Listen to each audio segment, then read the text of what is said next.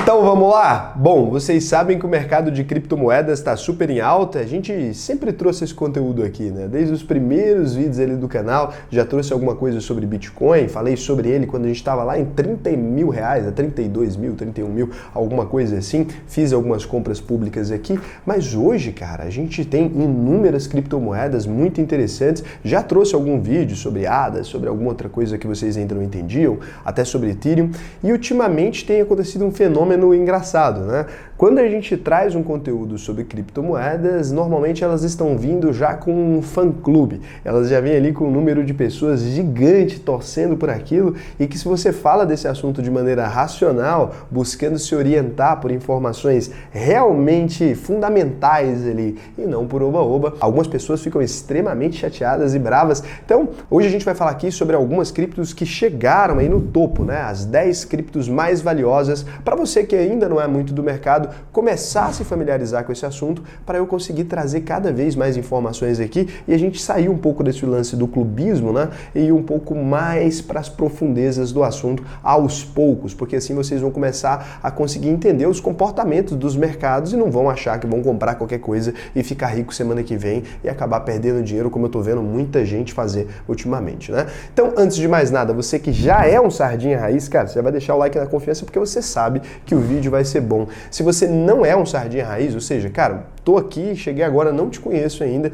não deixa o seu like ainda. Por quê? Porque eu não sei se o vídeo vai te ajudar de alguma forma. Na hora que você vê, falou, putz, isso aqui ajudou, isso aqui é uma informação que eu não conhecia e tal, você deixa o seu like, porque assim eu posso melhorar cada vez mais o conteúdo, né? Se você deixar seu like a troco de nada, a gente não tem como resolver isso. Então, é assim que funciona. E você pode também se inscrever nesse canal se você quiser receber vídeos novos todos os dias, tá? A gente traz vídeo todos os dias, cada vez com diferentes conteúdos aí, tudo sobre investimento dos mais variados temas.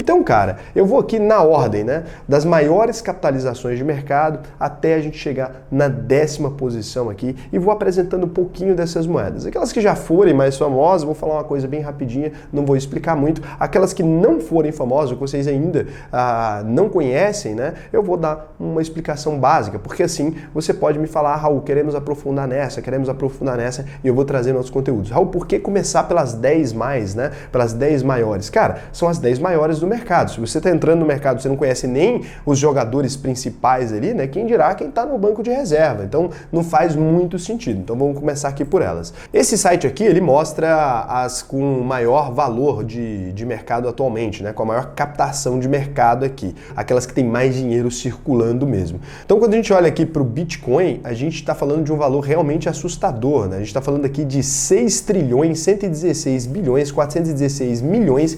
562.447, né, de captação de mercado aí, é realmente muito interessante. O preço dele hoje está R$ 324.348,89, tá bem carinho, vai ficar mexendo enquanto a gente conversa aqui, porque isso aqui tá ao vivaço, né? Então vai dando uma mexida ali. Então o Bitcoin vocês já conhecem, foi o responsável pela criação mesmo da blockchain, pelo menos por torná-la pública para nós, né? Não sei se alguém já tinha usado isso antes de alguma maneira, mas foi aí a criação do grupo chamado Satoshi Nakamoto, ou do indivíduo, né, que publicou lá aquele white paper lindo, explicando o que ele pensava sobre aquilo e escafedeu-se do planeta. Então, é a primeira, é considerado aí praticamente uma reserva de valor, né? Não foi testada ainda pelo tempo, mas é considerado praticamente uma reserva de valor, é equiparado ao ouro quando a gente fala do método de funcionamento e tudo que envolve ali o Bitcoin, né? É o reizinho absoluto da rua, né? Aquele menininho da bola, qualquer coisa ele pega, põe debaixo do braço e ninguém brinca mais, porque se o Bitcoin der ruim aqui, as outras criptos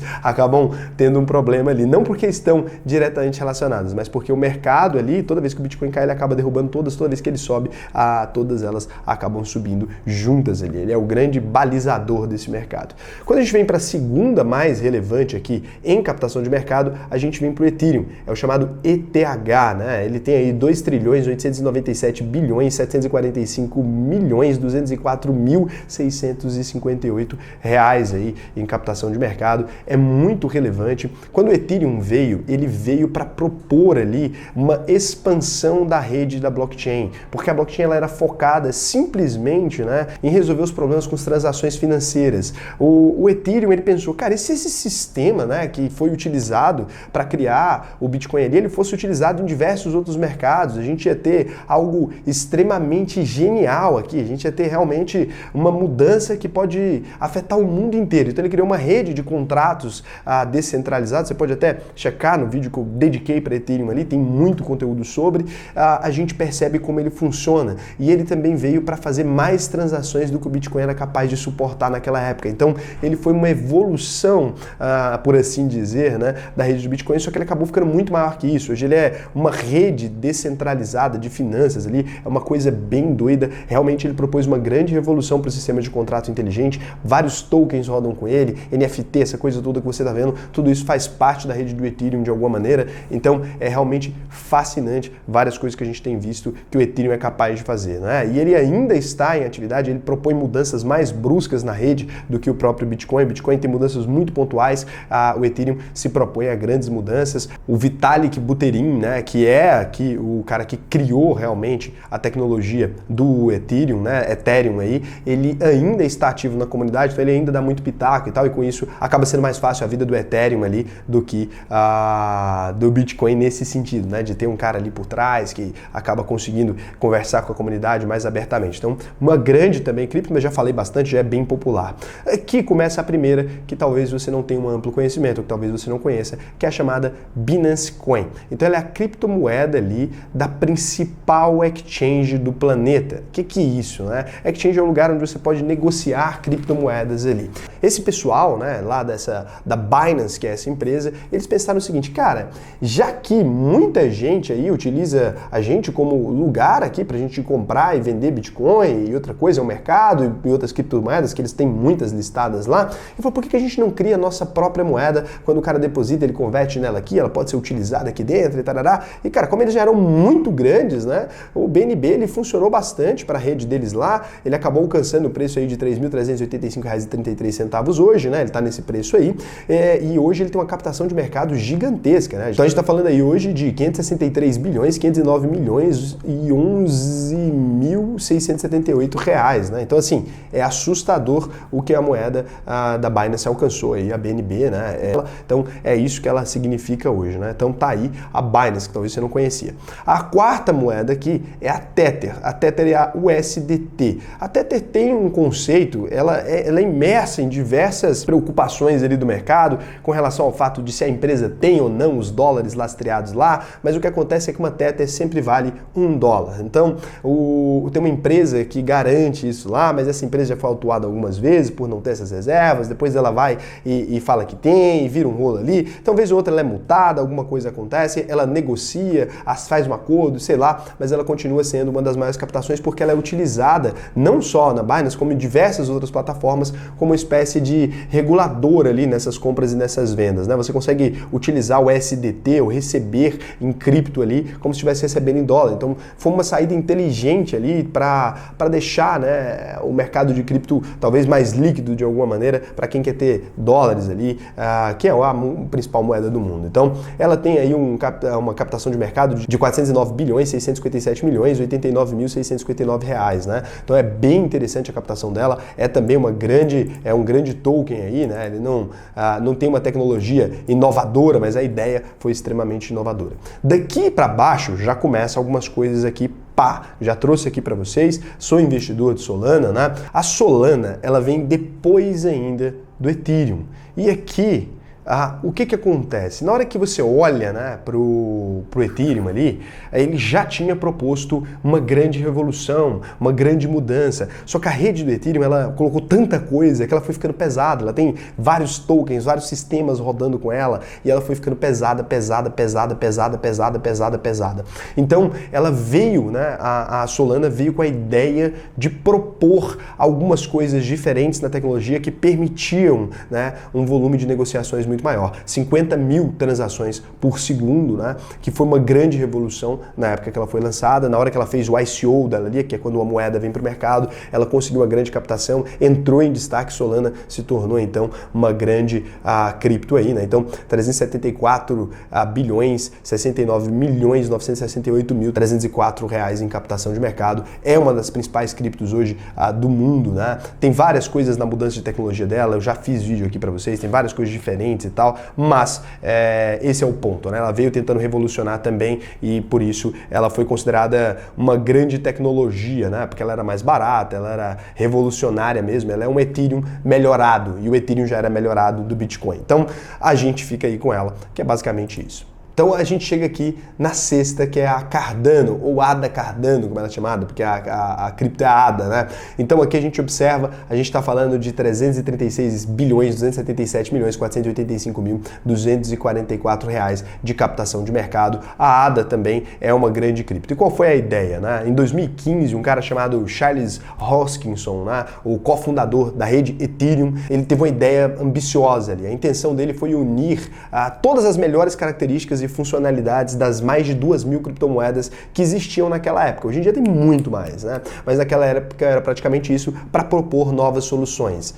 Ele definiu ali o próprio projeto dele como a terceira geração de moedas, sendo o Bitcoin a primeira, o Ethereum a segunda e aí a Cardano a terceira. Um dos principais objetivos da Cardano ali é ser uma moeda digital, assim como o Bitcoin, né? A ideia é servir de um meio de pagamento alternativo ali em alguns países que têm dificuldade de acesso a bancos ou que tem uma restrição com relação ao que se pode comprar e o que não pode. Um dos focos da rede da ADA Cardano em si foi melhorar a velocidade. E outra coisa que ela propôs, né, em vez de deixar uma rede meio doidona ali, os caras colocaram então uma metodologia científica dentro dessa moeda, né? Então o código é revisado e avaliado ali por uma equipe de pesquisadores, cientistas, engenheiros e desenvolvedores ali, de fato. Então foi uma revolução também, ela vem também com esse objetivo de melhorar e tal, e até chegou em redes melhores, já está sendo aplicada em alguns lugares. Cara, é outra confuseba dessa, também uma melhoria, né? Essa é realmente 3.0, vou deixar também o vídeo, tem um vídeo só para ela, não foi algo que eu fiz um comentário, então vou deixar o vídeo aqui em cima para vocês que quiserem pesquisar melhor, entender um pouquinho do que ela tá falando. E aqui depois dela, então, né, depois que a gente vem de Cardano, a gente tem a Ripple, né? Essa daqui já é mais antiga, talvez você já conheça.